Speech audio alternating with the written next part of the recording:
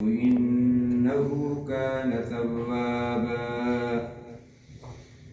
صدق الله العظيم.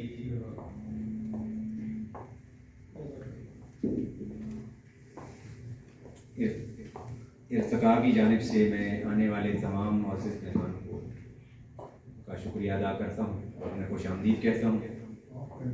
چونکہ جانتے ہیں یہ ہمارے ایک دوست ہیں، ہری پور سے ہیں اور سعودیہ میں ہوتے ہیں. کافی دوست جانتے بھی ہوں گے انہیں. سید اشر یہ ان کے افسانوں کا مجموعہ ہے، اس کے سلسلے میں ہم سب حاضر ہیں.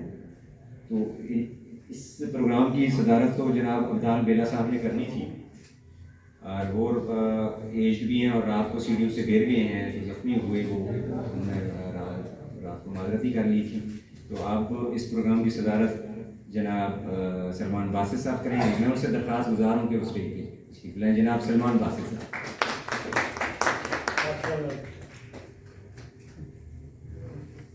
ساتھ ہی آج کی اس تقریب کے دلہا صاحب کتاب سید اشر بھائی سے درخواست گزار ہوں کہ وہ بھی اسٹیج پہ تشریف لائیں.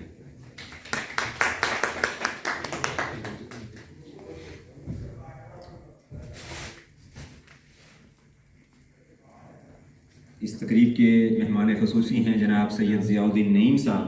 میں ان سے درخواست گزار ہوں کہ وہ اس کے تشریف لائیں.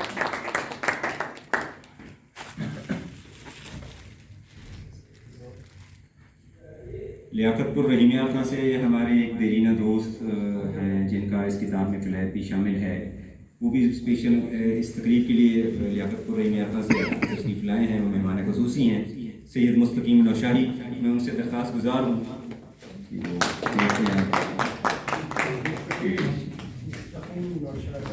حالانکہ صراط مستقیم دے کہیں نہیں.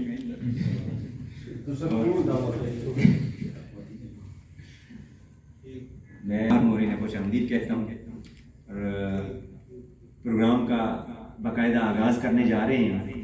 اور آج کے جو گفتگو کا آغاز ہوگا، پہلے مقالہ نگار ہیں ہماری میری بڑی بہن صباح کاظمی صاحبہ کہ وہ آئیں اور اپنی خیالات کا اظہار.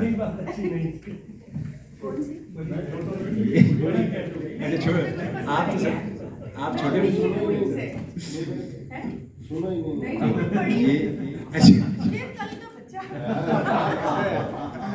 صبا آپ سب کی بھرپور تالیوں میں صبا کا سب.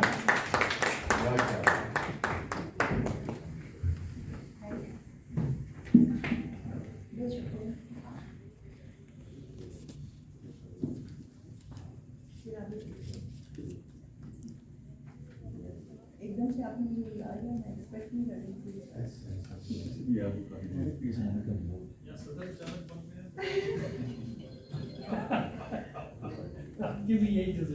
بس ہما کا کیا پتا کس کے سر پہ بیٹھ سکتے.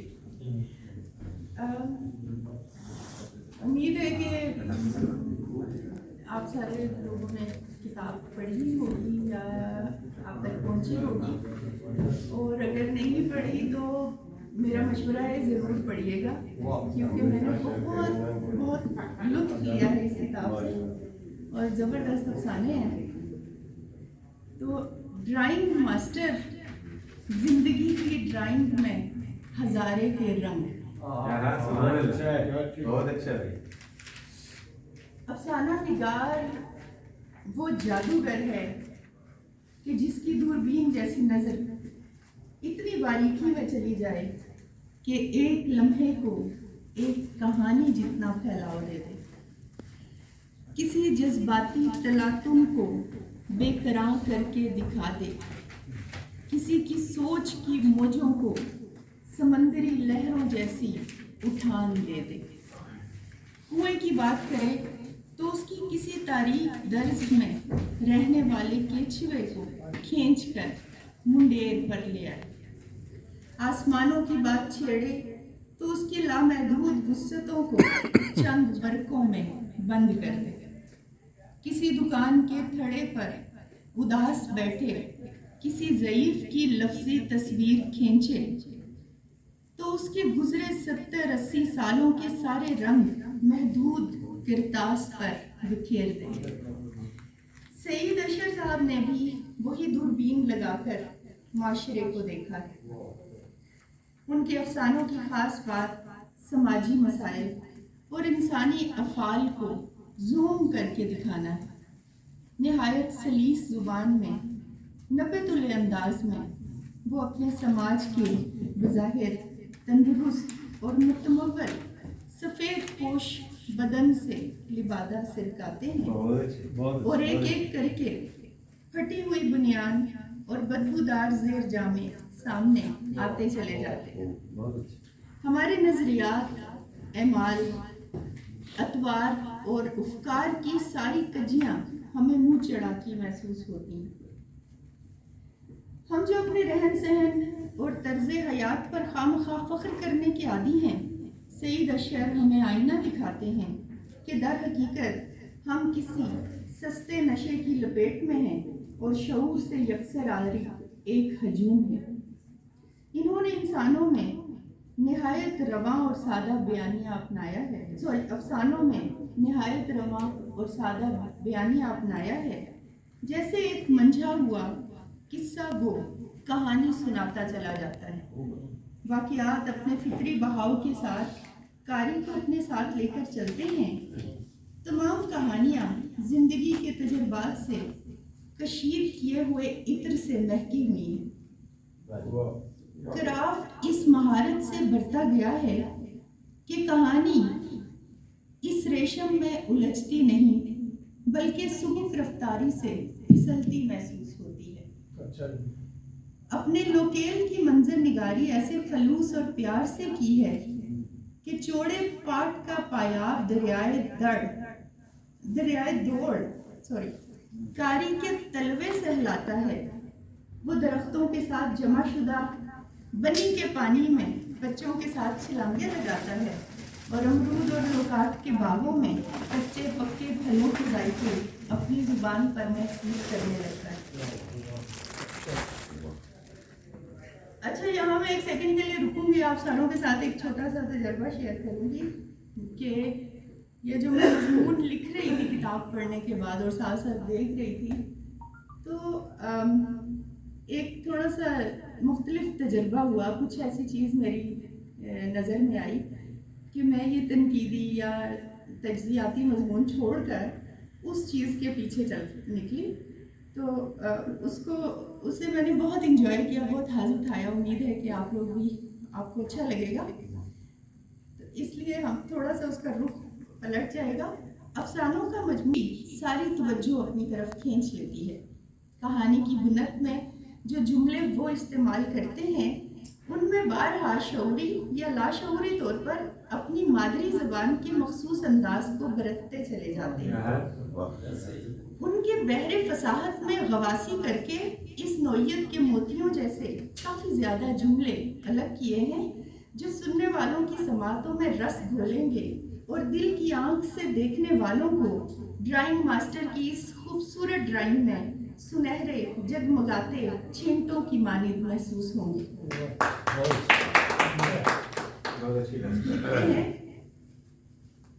जब ऊंचे नीचे नक्के अबूर कर रहे थे तो दम्मा करने रुके। स्कूल के सामने एक थल्ला था। करीब बैठे मास्टर साहब को कहा कि आपका मेहमान पहुंचाना था, इसलिए आया है। उसने लंबी लगाए बगैर जाने की इजाजत दे दी क्योंकि वो पूरे खित्ते में चांद चढ़ा सकता था। वो सूजी का हलवा खाते और चिलम का मजा लेते और गांव में फोतगी होने पर मातम वाले घर से चावल आते। एक बार किसी को खरी खरी सुनाई तो उसे समझ ना आई। अगले मकाना नगार को बुलाने से पहले मैं वफा साहब से दरख्वास्त गुजार हूँ कि वो स्टेज पर तशरीफ लें। जनाब वफा चिश्ती साहब।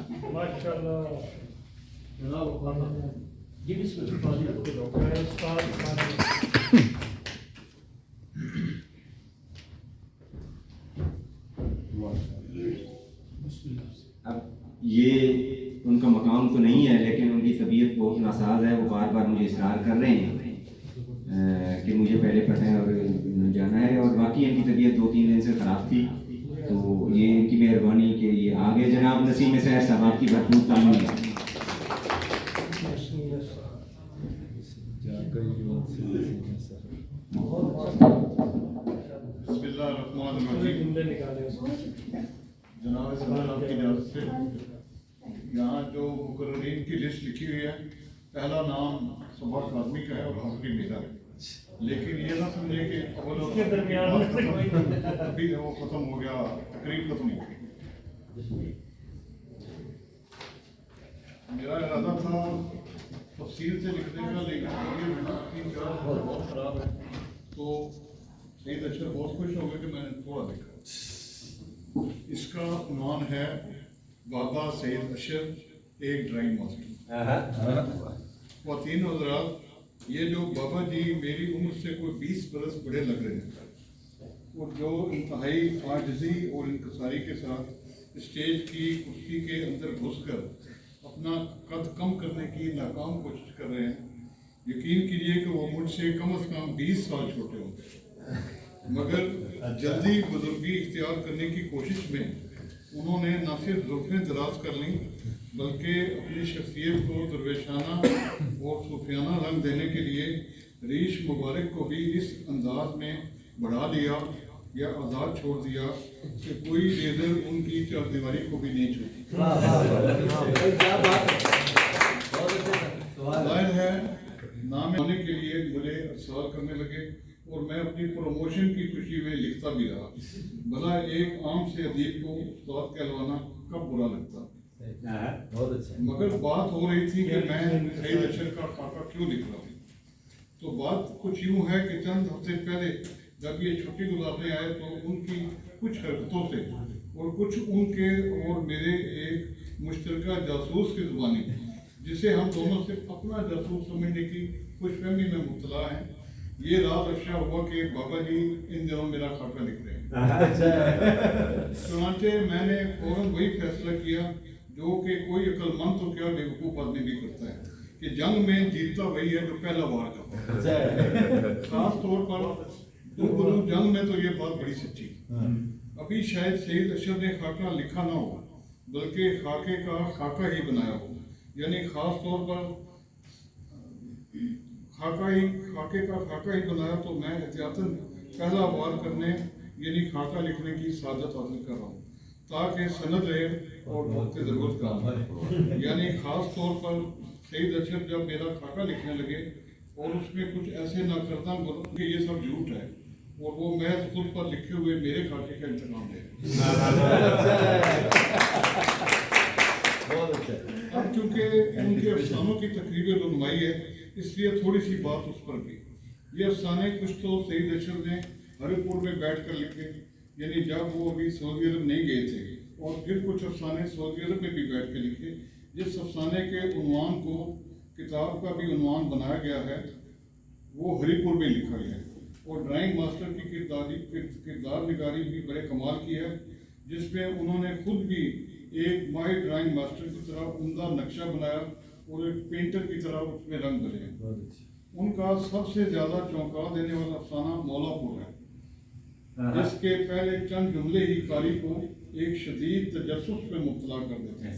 जब एक मुसलमान बाप अपनी बेटी की मौत पर कहता है कि इसके लिए कब्र न खोदी जाए बल्कि इसकी लाश को जलाने के लिए उसे शमशान घाट ले जाया जाए। इस कहानी में हमारे माशरे का वो सफाक और बर्बरियत का रवैया बयान किया गया है जो आजकल हमें अक्सर सोशल मीडिया पर भी दिखाई देता है। तफसील में जाए बगैर इतना कह सकता हूँ कि सादत हसन मंटो के मशहूर अफसाने खोल दो के बाद शायद इस मौजू पर सईद अशर के अलावा किसी अफसाना निगार ने ऐसा उम्दा और पूरे माशरे को निचोड़ने वाला अफसाना नहीं लिखा। इस अफसाने में शुरू के कुछ जुमलों के बाद सईद अशर ने फ्लैश बैक की तकनीक बड़े उम्दा तरीके से इस्तेमाल की है और कारी का तजस्सुस अफसाने की पंच लाइन तक बरकरार है। बात तो उनके कुछ और अफसानों पर भी हो चुकी है, जिसमें उन्होंने मौजू भी नया तराशा है, बयानिया और मकालमाती अंदाज भी बढ़ता है, छोटे छोटे मिनिएचर से एक बड़ी तस्वीर भी मुकम्मल की है, किरदार निगारी के कमाल भी दिखाए हैं और अपने ज़ाती तजुर्बात और वारदात की भी नक्शाकशी की है। इस पूरी कहानी में उन्होंने एक ड्राइंग मास्टर का ही किरदार निभाया है, मगर उनके अफसानों पर ज़्यादा बात की तो پھر میرے خاکے کا کیا بنے گا.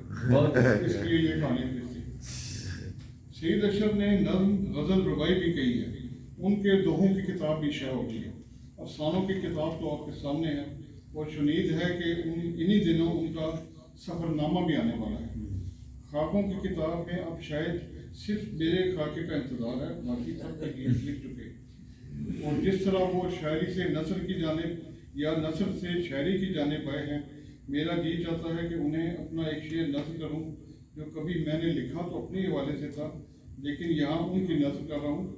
میرے وجود کی سرحد پہ انتظار کرو، میرے وجود کی سرحد پہ انتظار کرو، ابھی دکھاؤں گا دنیا کو میں کمال کو، ابھی دکھاؤں گا دنیا کو میں کمال کو. میں تو شاید اپنی سستی کی وجہ سے دنیا کو ایک ہی کمال دکھانے کا اعلان کر رہا ہوں، مگر سعید اشرف کی تیز رفتاری، زود گوئی اور درخیزی کے سبب میں اس شعر میں صرف ایک دو لفظ بدل کر یہ شعر ری کنڈیشن کر کے اسے پیش کر رہا ہوں. میرے وجود کی سرحد پہ انتظار کرو، ابھی دکھاؤں گا دنیا کو میں کمال کہی، ابھی دکھاؤں گا دنیا کو میں کمال کہی. تو ڈیئر بابا جی، دعا ہے کہ آپ کمال دکھاتے رہیں اور ہم دیکھتے رہیں. بس ذرا میرے خاکے پر ہاتھ لگا رکھیں.